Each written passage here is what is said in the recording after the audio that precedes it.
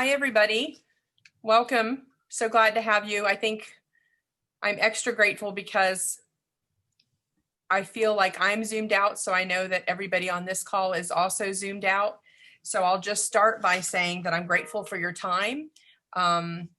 Really important to me that we're being transparent in all of this work at the library. And I plan, we've got some great people here today to help me talk about this issue. And mainly, we're going to do a short presentation.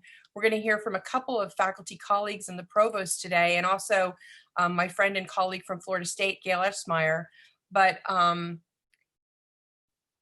more importantly, we're here to answer your questions. So we'll get through a quick presentation and comments, and then we're going to open the floor for a conversation with all of you. And we should be wrapped up in about 45 minutes. So my name is Carrie, and I'm the Dean of University Libraries. And I just want to let you know that we're recording this, so faculty who weren't able to be with us today can watch this later. And Tammy, I'm looking for you to start sharing whenever you're ready. You might want to put this on speaker view so you don't have everybody. There you go. So I'll just start off by saying that, and you can go ahead and advance it. Yeah, great. A lot of you have heard of the organization Viva, and Viva is who we buy many of our subscriptions. We actually partner with people across the state, all of our libraries across the state, to get the best value for a lot of the collections work that we do. But this contract with Elsevier is different. So I'm just gonna go ahead and jump in. Virginia collaborates to buy library content through Viva, but the Elsevier contract is negotiated separately by 7 institutions, the Virginia Research Libraries. We have a long history of rebalancing institutional cost based on enrollment growth and usage information, and we work really well together as a state.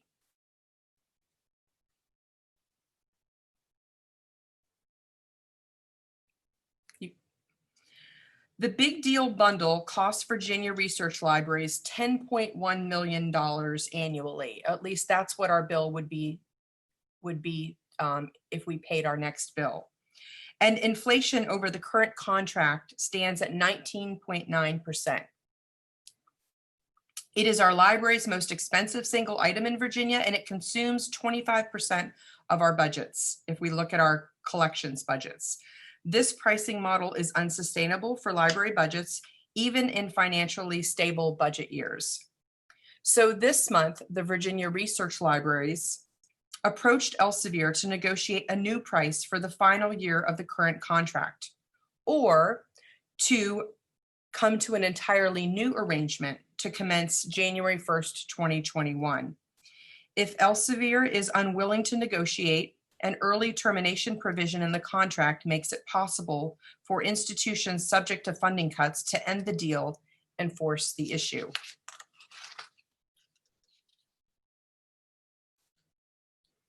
Reducing our spend with Elsevier will likely reduce the amount of content we can access via subscription.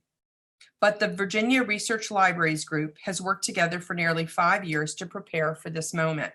I assure you that Virginia's academic library and SWEM library and our whole library community on this campus will continue to have access to world-class resources with the speed and convenience that you've come to expect from us.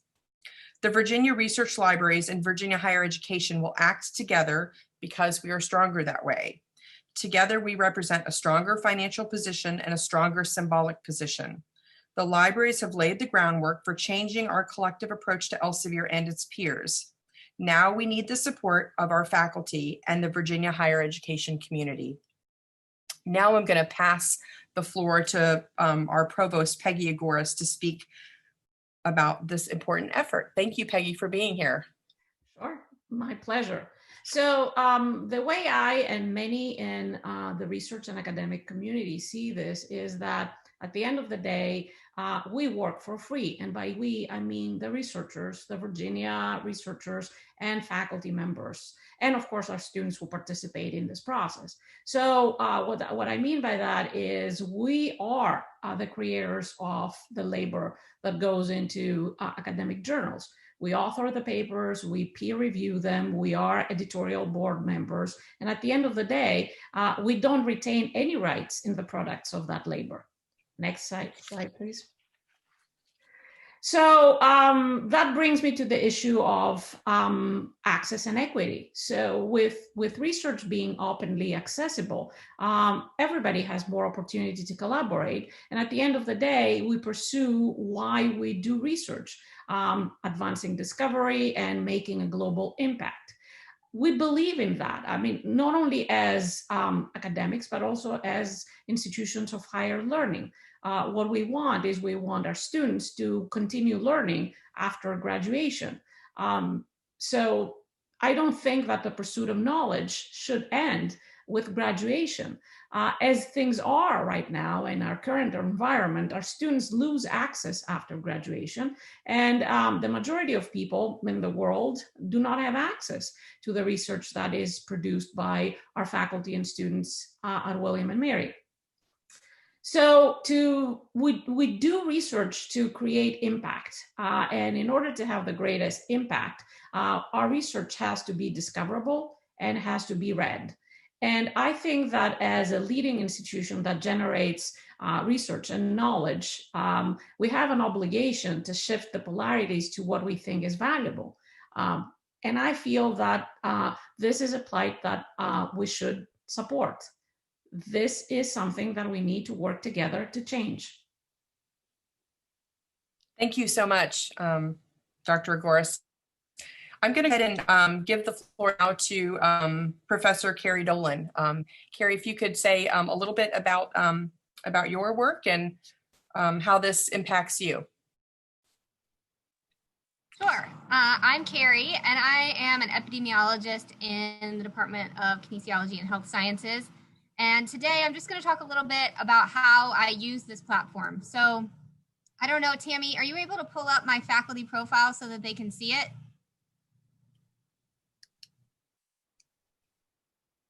So we'll see if she can do that. If I showed it, you wouldn't be able to see it on my screen. But I went to the faculty writing retreats, and I love the writing retreats. I go every time that one is offered. And during one of these writing retreats, one of the librarians stood up and started talking about needing to create these profiles. And so I met with the librarian during one of the set times that was allotted, and I developed the profile. And I wasn't exactly sure how I was going to be using this or what it was going to do for me long term, but I thought, well, the library people want me to do it, so I'm going to adopt this format. And I sort of was just doing it. That was the impetus to get me started with this profile. But since then, I've come to use it a lot more and engage with it in a different way because of the kind of work I do. So I study where big pots of money go in low or middle income countries, and then how that changes people's ability to access healthcare. And so a lot of my audience, or the people that I want to be able to reach, are people that don't have access to the kinds of literature that we have typically become accustomed to. And so I put all of my stuff in the repository. And then what I see happening is that people are able to access it and download it from these countries where my work is targeted. So about every month or so, I'll get an email from ScholarWorks, and it has a little map, and it shows me all the places and all the countries that my work is downloaded. And I can click on it. And what's been really cool is it really is in these countries where I'm doing the work. So I've seen a lot of stuff coming out from China. I have work in Malawi and the Democratic Republic of Congo. And I've been able to see that people in those countries have been able to access it. And so that's pretty cool. The other thing I really like about this format is that like I'm going to call it a website, is that it's easy to use. So I did a quick session with the librarian. They showed me how to do it, and I'm able to easily add in my work and then link it directly on the site. And it formats it nicely. I can organize it the way I want. I can customize it. but I like that it's easy and that I don't have to spend a lot of time making it look like this. It's literally when I get a paper published, I put it in there and then update it. So for me, it's the ease of use, and it's also the accessibility to my research in country that I think is really cool. Did you have anything else, Carrie, that you wanted me to talk about? No, I really appreciate your showing your page. Thanks for doing that. And we love that your scholarship and your research is discoverable. And the other thing is it optimizes in Google Scholar. If you've got a ScholarWorks page and somebody's looking for you, it will be the top. It will be at the top of the results list, which is really nice. Thank you. I appreciate you showing your page. And now for Professor Lemus, our William & Mary Scholar. William & Mary Library Scholar. Welcome, Larry. Thanks, Carrie. So I have, I'll talk a little bit here about textbook prices, which kind of in a way have mirrored journal prices. The textbook publishers are in a little bit of a squeeze right now because for many, many years, they've received no revenue from used textbooks. And with the onset of everything being online, they now tend to get no revenue at all because there's a lot of theft of PDF files. And so the publishers have responded, and they came up with something euphemistically known as perfect binding, which is a book that will basically fall apart after a semester of use. And they also, if they have a popular textbook that's doing well, they will have frequent editions, maybe every year or two. They will put out a new edition of a popular textbook, and they have also raised prices. So if a faculty member is thinking about writing a textbook, they have three choices. One is the traditional approach, and the good news with using a traditional publisher is you get to see the process of producing a book. The downside is that publisher completely controls the prices, and so those can run as high as, I saw a math book one time for $420 for just a single brand new textbook. And you know, if you're looking at a student that's on a budget, easily for the semester they can run from $500 to $1,000. So the other two options, other than a traditional publisher, are going to be, first of all, self-publishing. And the downside there is you're doing all your copy editing, you're doing all your indexing. You've got to choose a trim size. You've got to choose just a number of factors in there to do that. And the third choice, and the downside here is you're just taking a book, writing it, and putting it out to the world, so there's no financial incentive, is the open educational resources. And the good news there is you can update the book at any time on the fly. If somebody finds a mistake, you can immediately put that out there. And they are becoming more and more popular as more and more of these books are put out. So OER is a book that I'm working on right now in the library scholar position. The last thing I wanted to say is just how valuable it is to self-archive and use ScholarWorks. So Carrie, anything else I need to throw in there? No, thank you. The only thing I would add, Larry, is that you can also put books, your open educational resources that you're creating, you can also put those in ScholarWorks. And then of course your book can be adopted anywhere. And faculty certainly appreciate not having, you know, that brings barriers down for our students when they don't have $200 textbooks. So thank you for talking about that. Sure. So the next person I wanted to invite to speak today is my friend from Florida State University. Dean Etchmeyer is the Dean at Florida State, and her perspective is valuable today because Florida State is already completed the termination of their Elsevier contract. And so I think for faculty, they're really interested. I know you're really interested in hearing how this affected the faculty at Florida State. You have a medical school at Florida State. You have a high research productivity at Florida State. So, and I know that there's been a huge push to get to raise in the rankings. So I wonder how, Gail, how this has impacted your university and your research productivity. Sure. So I would say, first of all, last year our research productivity was at a record high of $236 million. And we had actually terminated our Elsevier multi-title bundle in December 2018. And at that time, Florida State University Library subscribed to approximately $2 million worth of Elsevier journals as part of a statewide license agreement. And we felt that this was simply not sustainable. I'll add that I joined Florida State in September, so there had been a lot of work before I got there, talking with the faculty, working with the faculty senate. And in March of 2018, our faculty senate had actually voted unanimously to support the library's decision to reduce Elsevier costs by subscribing to only the most highly used Elsevier titles. We continued to really negotiate with Elsevier, and we felt that if we could find some kind of sustainable model, we would stay in the big deal, but we weren't able to reach agreement successfully. And by breaking away from the statewide agreement, we expected to spend approximately $1 million a year to fewer journals, but we were also committed to providing fast access to the research materials that our faculty needed. And we developed an in-house program for expedited article delivery through reprint services. And we also purchased tokens directly from Elsevier for articles that faculty might need immediately. So we worked really hard with our faculty to make sure that we had the right titles, and we have been committed to monitoring the usage of the titles that we subscribe to, as well as any kind of denials for those titles when faculty are searching.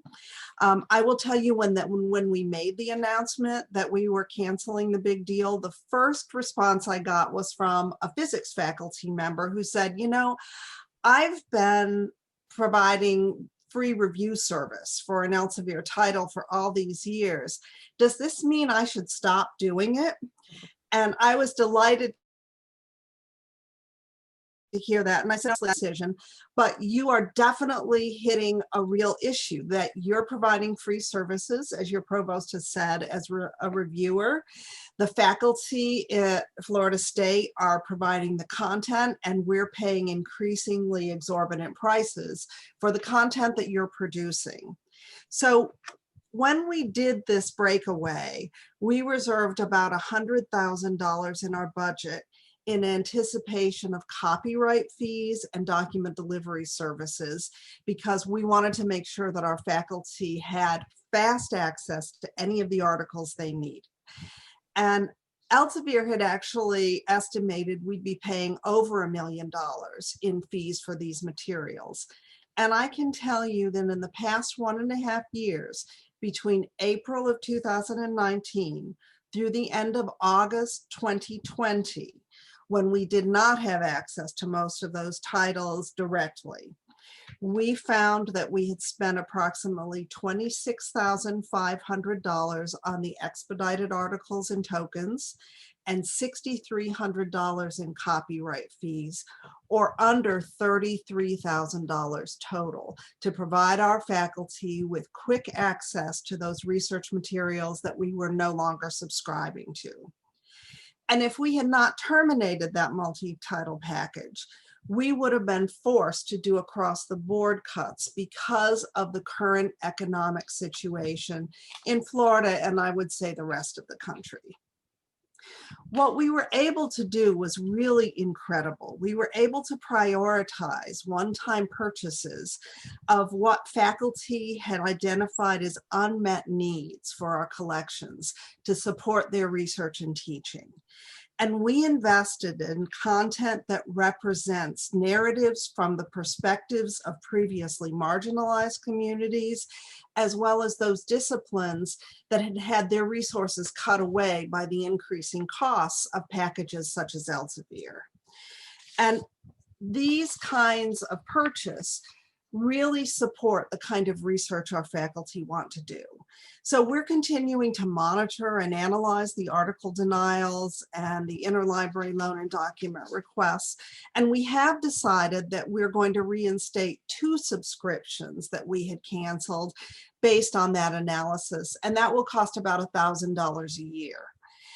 The reactions from our faculty have really been overwhelmingly positive.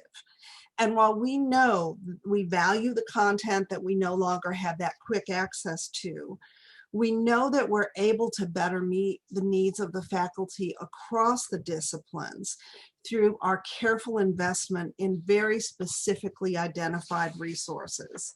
And I can tell you one of the departments that was very concerned about Elsevier title was anthropology. And we received a message from one of our primatologists in anthropology who was very concerned about the cancellation before it happened. And she wrote to tell us that she still has access to everything. She loves the system that we built for requesting the articles. And she hopes that Elsevier is scared. We're now looking at some additional budget cuts, and the comments that we're getting from faculty are cut more Elsevier titles. And while we're really doing careful analysis across all of the packages we subscribe to, I think that's indicative of how well our faculty responded to this cancellation. Thank you, Gail. So let me just get this right. You went from Science Direct with full access to all Elsevier content to 150 titles. Yes. And you cut your subscription costs in half. Yes. And things have not fallen apart. They have not. And I will tell you, our medical college has separate subscriptions to Clinical Key, but they're also looking at renegotiating. And I don't know what they will end up doing, because I think there's a trend and there's a realization that there is life after Elsevier, and that we're able to do so much by purchasing other kinds of resources and through some of the open access publishing. Great. Thank you so much. I've went ahead and put a note in the chat box. If you haven't seen, you can actually type in any questions you have there for Gail. For any of our panelists today, feel free to ask some questions. So just to summarize and just to bring home the final point of the presentation, if we change, first of all, we will likely always have Elsevier. We will always have some relationship with Elsevier. They're a big publisher and they're a big scientific publisher. So we're not saying we're not going to do business with them. We're just not going to play by their rules. And what they want to do is they always want to have us spend a little bit more than we did the last year, and then a little bit more. And then that's where we have gotten into trouble today. So if we change the titles that we subscribe to, and that's what we're talking about, instead of having full access to everything in Science Direct, we will just have a core title list. It doesn't mean that faculty won't have access to articles in the journals to which we don't subscribe. What will change in some cases is the time to access the content. But we are planning for a variety of routes to research, including streamlining discovery of open access, interlibrary loan among the institutions of Virginia and beyond, and purchasing individual articles on demand, very much like what Gail explained that they're doing at Florida State. All of this will happen with the library's budget. So you won't see all this stuff happening in the background. It will just look a little differently and may take a little bit more time than what you've been used to.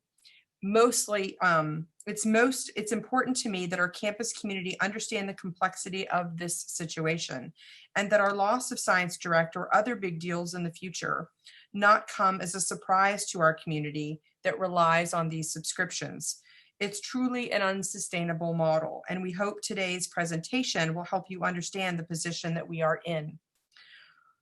Most importantly, we want faculty to know that our library community is committed to providing our campus with exceptional service and research support. And at this point, I'd love to open it up for any questions you have about Elsevier or other big deals that we may participate in. And I dropped in the chat the link. One of the things we've done, Gail, in Virginia, is we've pledged to be more transparent about the costs of our resources. That's always scary for librarians. If people knew what we paid for this stuff, but we do. And so if you click on that link, you can see all of the big deals that we have. None of them are quite as much as our Elsevier deal, but there probably will be other situations like this one in the future. So take a look. What can we help you with?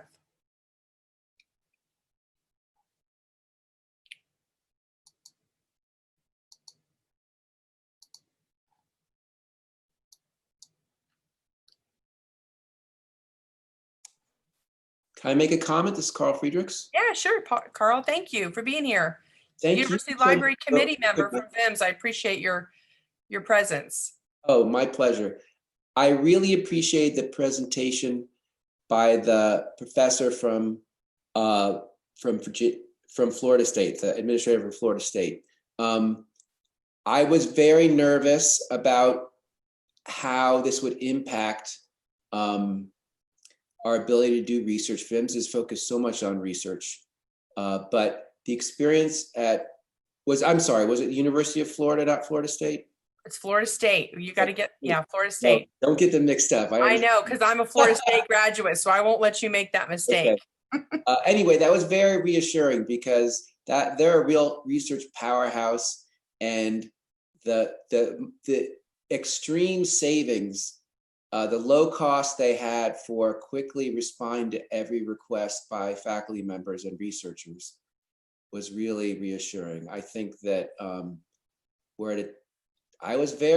this has been something Carrie's brought up before in the University Library Committee, and I was pretty nervous and dubious at first, but I think this is a sea change in the way science publications are going to be done in the future. I myself have not published anything except open access articles for the last several years, and I think that we should all do our best to not reward publishers who have paywalls. I thought the example also and I apologize, I don't remember names really quickly offhand, but the professor in the health sciences and her experience with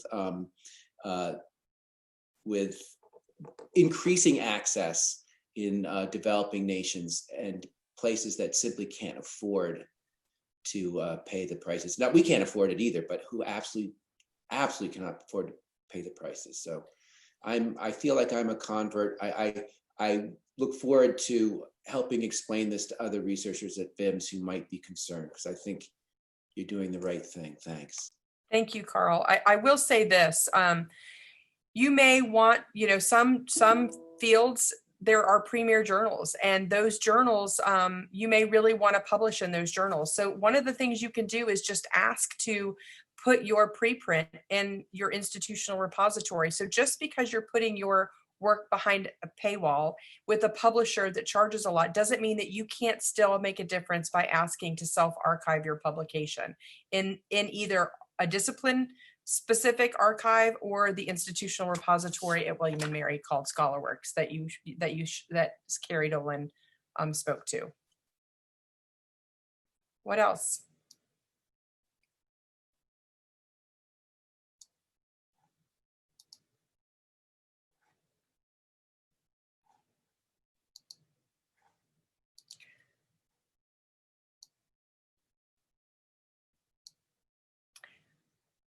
I will say that we had a statewide forum with 300 people on the call last month. I think a lot of people have showed up for that and heard all of our state librarians talk about this issue. I also spoke to about 80 faculty at Faculty Assembly last week.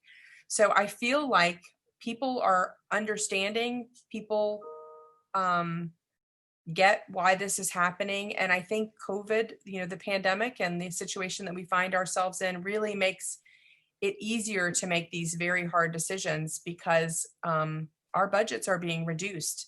And I don't want to have to stop buying books and cancel everything at the expense of one publisher. That's not the right thing to do for our campus and for our libraries. So rethinking how we share our work and making these adjustments will be they'll make all the difference. So really appreciate everybody helping us talk about this in other circles. It even trickles down to promotion and tenure and kind of what's of value to faculty on this campus and how people see work in open access journal. I actually had a faculty member step forward today. There was a publishing fee in an open access journal. And yes, there are different models and the work can't just happen for free. So if you're not having subscriptions, you have to generate income to make the journals run in other ways. And sometimes there are fees. And so if you don't have grants and you don't have other ways to other places to go for those for those dollars, as libraries, we may have to think about funding those things too. And we have to talk to faculty about making sure that they put costs in their grant to pay for publishing as well. That was one of Carl Friedrichs, that was one of your colleagues. So I'll follow up with you. Maybe you can help me think through that. I want to give you one last opportunity. If anybody has a comment, a question, a thought they'd like to share.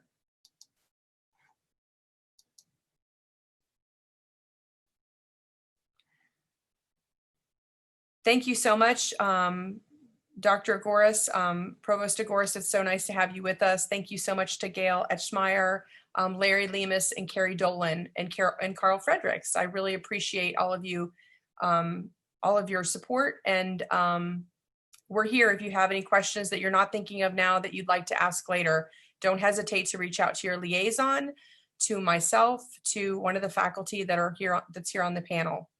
Thanks so much. Everybody have a great week.